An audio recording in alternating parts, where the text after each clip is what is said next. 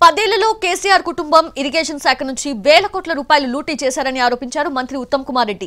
14,000 కోట్ల రూపాయల బిల్లులు పెండింగ్ లో పెట్టారన్నారు. కమిషన్ల కక్కుర్తి కోసమే ప్రాజెక్టులు కట్టారని విమర్శించారు. ఒక డెకాయిటీ చేసిన ఒక దొంగతనం చేసింది వాళ్ళు. మీరు ఏ ప్రాజెక్టు ముట్టుకున్నా వేల కోట్ల లూటీ జరిగింది. బీఆర్ఎస్ ప్రభుత్వంలో 1,81,000 కోట్లు ఖర్చు పెట్టిండ్రు. ఇరిగేషన్ మీద 1,81,000 కోట్లు ఖర్చు పెట్టిండ్రు. దాంట్లో 14,000 కోట్లు ఇంకా బిల్స్ పెండింగ్ పెట్టే పోయినరు.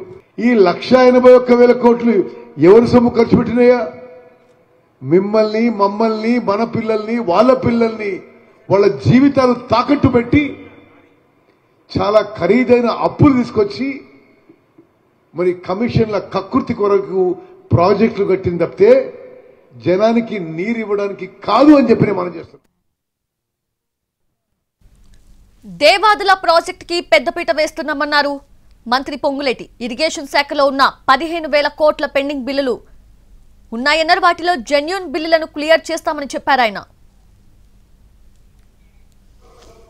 జెన్యూన్ గా ఉన్న బిల్లులు ఏవైతే ఉన్నాయో ఈ ప్రభుత్వం ఇయటానికి చిత్తశుద్ధితో ఉంది.